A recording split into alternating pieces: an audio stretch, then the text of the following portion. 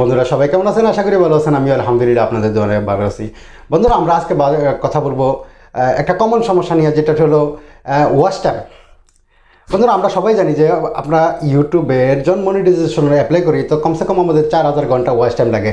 কিন্তু আমাদের একটা সমস্যা হলো কি, ইউটিউব স্টুডিওতে আমাদের যে ওয়াচ টাইমটা দেখাইতেছে, এখানে দেখা এক্সাম্পল 5000 ঘন্টা। আপনি যখন মনিটাইজেশন ট্যাবের মধ্যে চলে যান, ওই জায়গায় দেখে যান 2000 ঘন্টা, 1000 ঘন্টা, 3000 ঘন্টা, ইয়ানি ওই জায়গাতে সেম হয় না, কম হয়। এটার কারণটা কি আর এটা কীভাবে সমাধান করবেন, এই বিষয়ে আমরা এই ভিডিওটা বানাবো, কীভাবে আপনি সমাধান করবেন। তার আগে কিছু জিনিস আমাদের জেনে নেওয়া খুব দরকার, না হলে আমরা এটা সমাধান করতে পারবো না। জানার মধ্যে এই জিনিসটা জানতে হবে, আপনার ভিউজটা কি কোথায় থেকে আসছে, আপনার যে ওয়াচ টাইমটা ইউটিউব স্টুডিওতে আসছে, এটা আপনার কোথায় থেকে আসছে।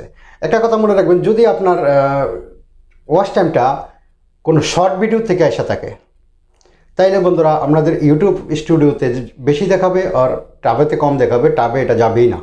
মতলব যে শর্ট ভিডিও থেকে যে আপনার ওয়াচ টাইমটা আসে, এই ওয়াচ টাইমটা কাউন্টিং হয় না ইউটিউব ট্যাবের মধ্যে, যে মনিটাইজেশন ট্যাবের মধ্যে এটা কাউন্টিং হয় না।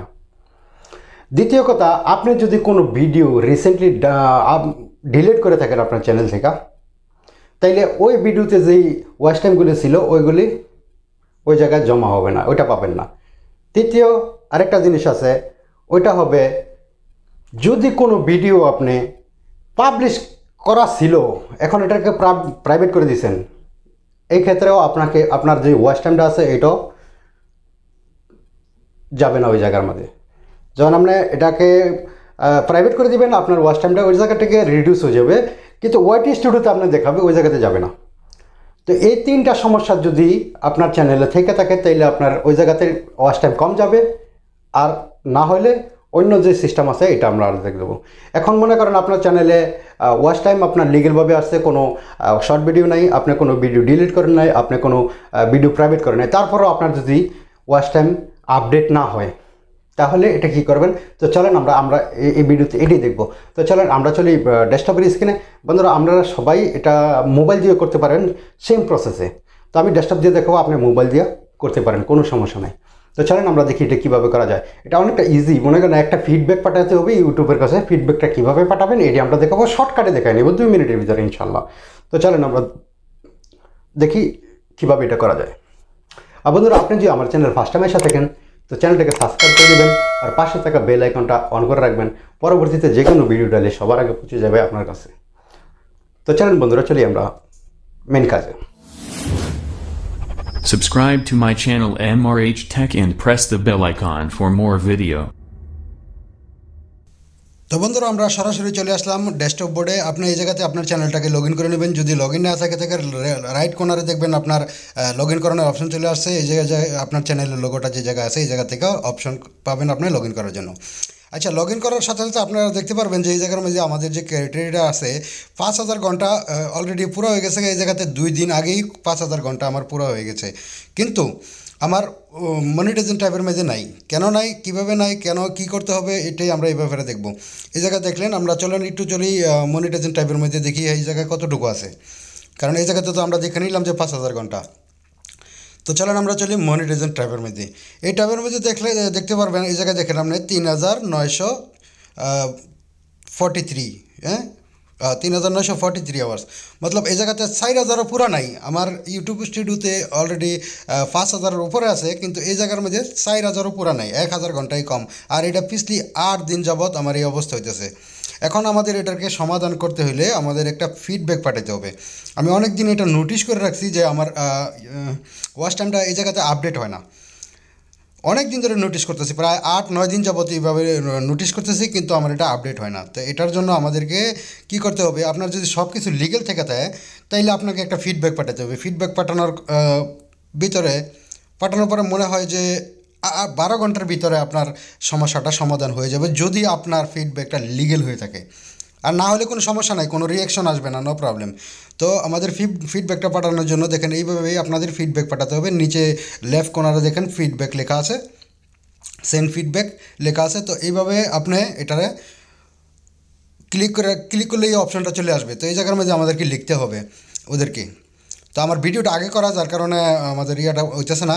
তো এইভাবে লিখতে হবে, আপনি এইভাবে লিখে নেবেন, আমি ডিসক্রিপশন বক্সে দিয়ে নিব, আপনারা চাইলে এই জায়গা থেকে পোস্ট করে দেখে নিতে পারেন যে কী লিখতে হবে।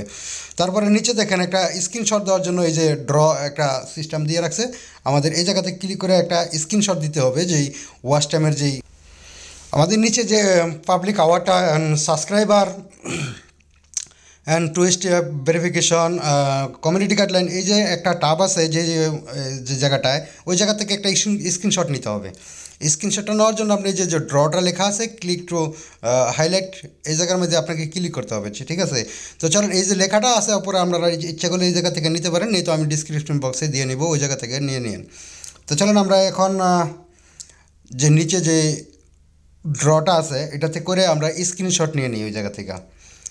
স্ক্রিনশটটা কীভাবে নেবেন এটা অনেক ইজি।